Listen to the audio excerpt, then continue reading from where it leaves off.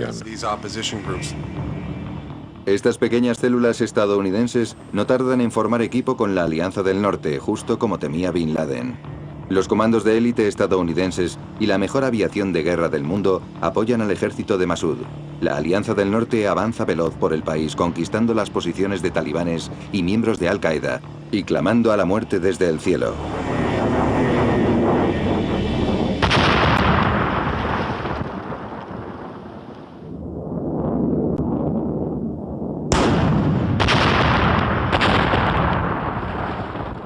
Mazar-i-Sharif es la primera ciudad que cae. Después, las tropas de Estados Unidos y la Alianza del Norte liberan rápidamente las ciudades de Herat y Kabul.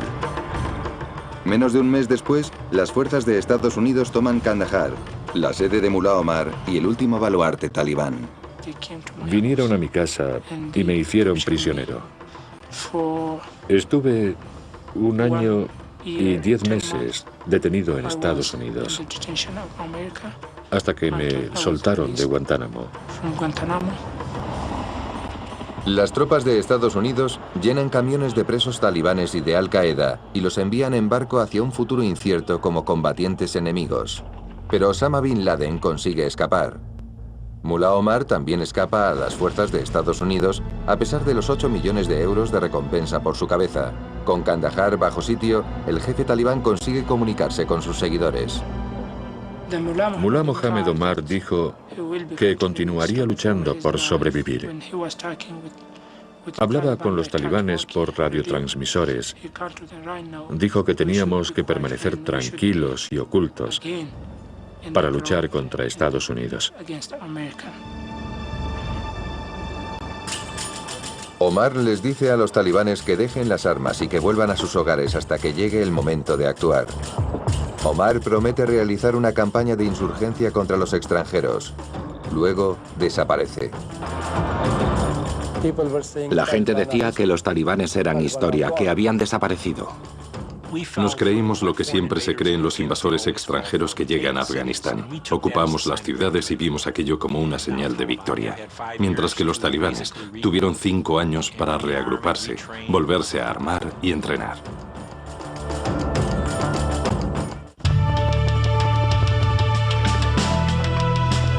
Una vez fuera los talibanes, el pueblo afgano recibe a las tropas estadounidenses como a sus liberadores.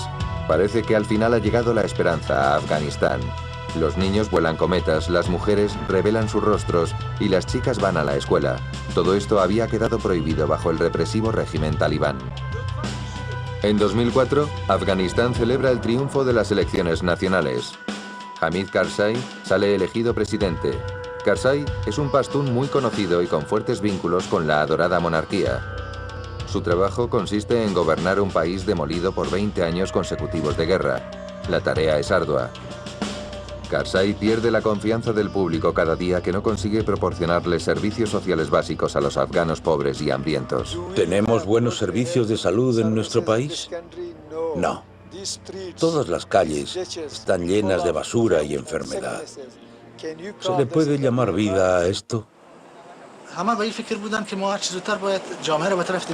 Todo el mundo pensaba que debíamos conducir a la sociedad hacia la democracia lo antes posible. Pero si no se le da a alguien un pedazo de pan, ¿por qué te va a parecer que la democracia es mejor que la dictadura? Alguien que no ve ningún cambio en su vida, ¿por qué tiene que pensar que Karzai es mejor que Mullah Omar? El apoyo popular a Karzai pronto decae. Los afganos están especialmente enfadados con la composición de su parlamento, que incluye a varios personajes notables del pasado de Afganistán. Entre ellos, excomunistas de los días de la brutal ocupación soviética, notables caudillos muyahidines de la etapa de la guerra civil, e incluso algunos ex-talibanes.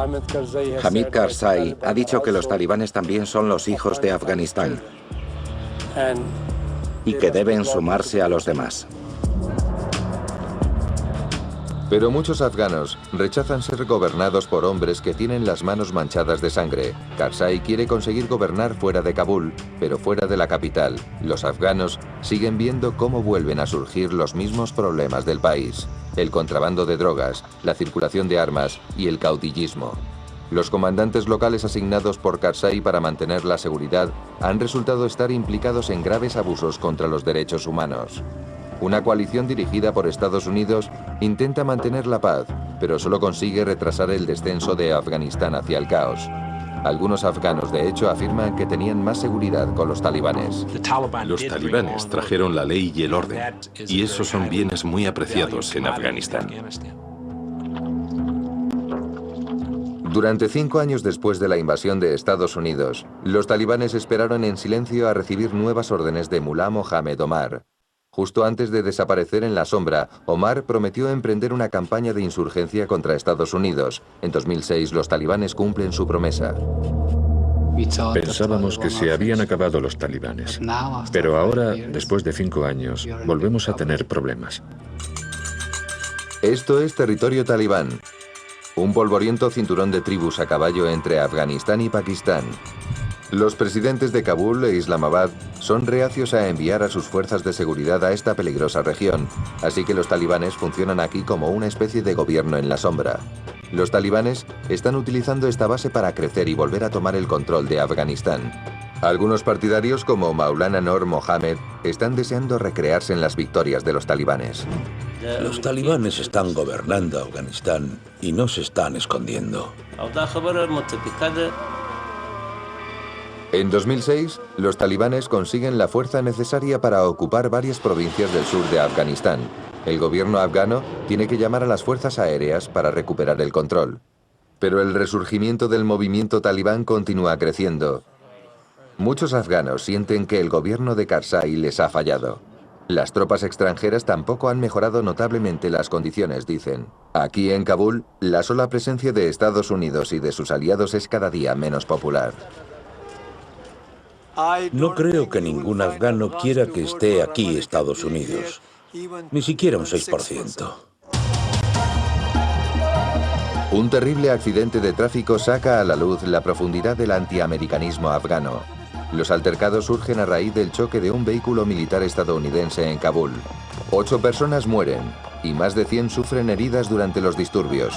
Muchos de los alborotadores pertenecen a los mismos grupos étnicos que habían constituido la Alianza del Norte del difunto Ahmad Shah Massoud. Se trata de las mismas personas que habían apoyado a las tropas estadounidenses después del 11 de septiembre. Ahora esta gente canta muerte a América. La gente pensaba que Estados Unidos venía a traer la paz, pero ahora la mayoría de la gente piensa que Estados Unidos y otros extranjeros son invasores de Afganistán. Hemos dejado de ser los liberadores y solo somos otros ocupantes extranjeros. Si hay algún sitio del mundo donde se cumpla el proverbio, la familiaridad trae el odio, ese sitio es Afganistán. En Afganistán no solo ha crecido el odio, sino la resistencia armada. Esto es cada vez más peligroso para las patrullas de la coalición. Los talibanes utilizan muchas de las eficaces tácticas de la insurgencia de Irak que tanto mal han provocado. Artefactos explosivos improvisados, ataques con misiles, bombardeos suicidas, quema de escuelas, ataques a las comisarías de policía, casi todo tácticas terroristas. Al término del año 2006, los nuevos talibanes demuestran ser una organización más brutal y mortífera que la que habían echado del poder las fuerzas estadounidenses 5 años antes.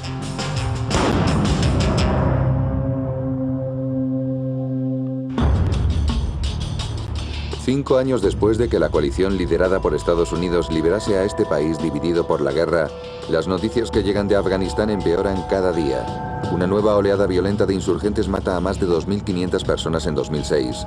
Tras haber sido dados por muertos en 2001, los extremistas islámicos talibanes están de vuelta, más sedientos de venganza que nunca. Uno de los nuevos hombres fuertes y partidarios de estos talibanes es Hamid Gul, ex jefe de los servicios de inteligencia pakistaníes. Gul había sido aliado de Estados Unidos durante la Guerra Fría, pero durante la guerra contra el terror se puso del lado de los talibanes. Occidente sigue cometiendo un grave error. Ellos creen que pueden destruir a los talibanes, pero ¿cómo van a destruir a los talibanes? Hay que destruir el país entero.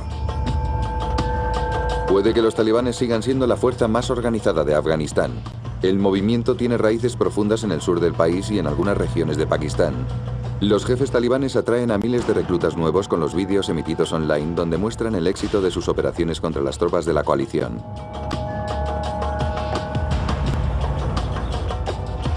En este vídeo propagandístico sale el nuevo portavoz de los talibanes, un comandante de la guerrilla sin una pierna con fama de poseer una enorme brutalidad, Mullah Dadullah Akhund.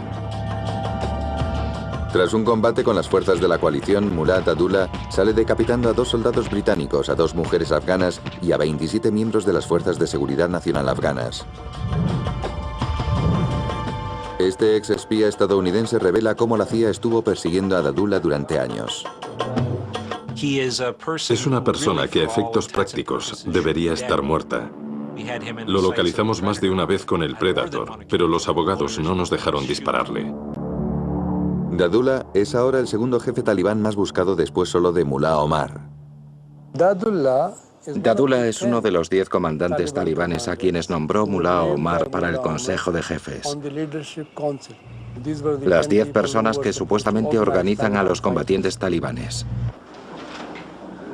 En el mismo vídeo propagandístico talibán, Mullah Dadullah le entrega a los futuros mártires pequeños trozos de papel, billetes para el paraíso. Entre los 12.000 combatientes que dice dirigir Dadullah, 500 son futuros suicidas bomba. Durante varias décadas de guerra, los afganos siempre fueron muy reacios a emplear tácticas suicidas. De hecho, en la cultura afgana cometer suicidio es el mayor pecado. Dios jamás te perdonará y vas directo al infierno. Este jefe islámico apoya a los talibanes y aprueba el uso de ataques suicidas. Es la fe lo que hace que una persona se mate. ¿Quién se puede defender de los ataques suicidas? Ni siquiera los bombarderos B-52 se pueden defender de ellos. Quizá los talibanes hayan aprendido la fuerza del terror de su antiguo amigo, Osama Bin Laden.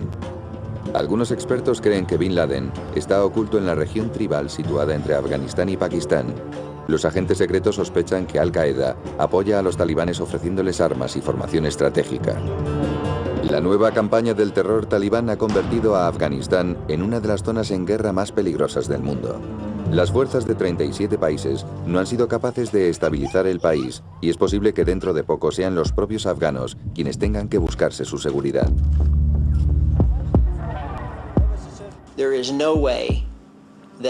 Es imposible derrotar a todos los terroristas que existen en el planeta. Los objetivos de la coalición son reconstruir Afganistán, tanto económica como militarmente, de forma que pueda mantenerse por sí mismo. Mi unidad se dedica a formar, entrenar y aconsejar al Ejército Nacional Afgano. You remember how it was when the Taliban was here.